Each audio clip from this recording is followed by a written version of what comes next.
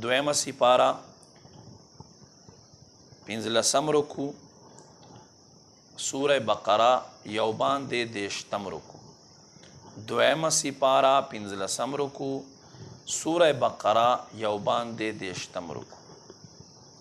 بسم الله الرحمن الرحیم لا جناح علیکم نشته پتا سو باندې سګنا ان طلقتم النساء کچیرت تاسو ورکې طلاق ښځو ته ما هغه ښځې لم تمسوهن چې تاسو نوي ټچ کړی دوی او تفریدو لهن فریضه یا تاسو دوی دپاره مهر نوي مقرر کړی ومتعوهن او دوی لره سامان ورکوئ علی الموسع قدره په مقدور وال دولت وال باندې اندازې مطابق وعلى المقتر قدره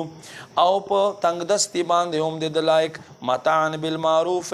سامان د دستور مطابق حقا علی المحسنین خیګړه کوونکو باندې واجب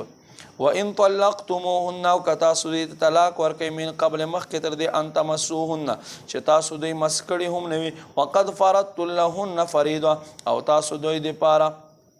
مہر مقرر کړای وي فنصف ما فرضتم پس چې تاسو مقرر کړای وي د هغې نیمه به ورکوئ الا مگر ان یعفون کچېرې دا ښځې معاف کی او یعفو الذي بيده یا هغه معاف کی چا په لاس کې عقدتن نکاح د نکاح غوټه وان تعفو او کتا سو معافي وکړئ سړو اقرب للتقوا دا ډېر پرهیزګاري ته نږدې دی ولا تنسوا الفضل بینکم خپل منځ کې احسان یو تر بله مه هېروئ ان الله بما تعملون بصیر بېشکه الله د تاسو عملونه ویني حافظو حفاظت کوي علی الصلوات په منځونو باندې والصلاة الوسطى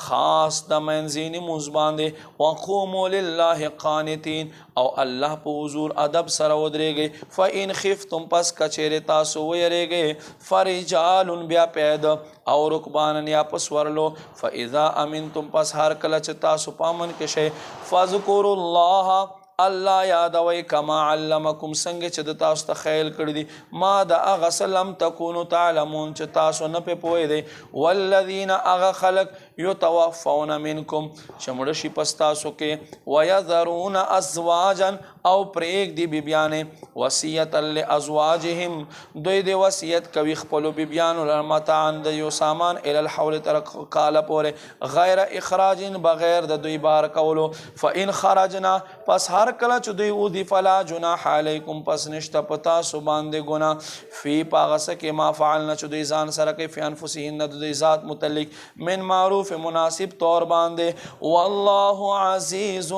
حکیم الله غالب حکمت والده وللمطلقات متاع او طلاق شده ښځو لره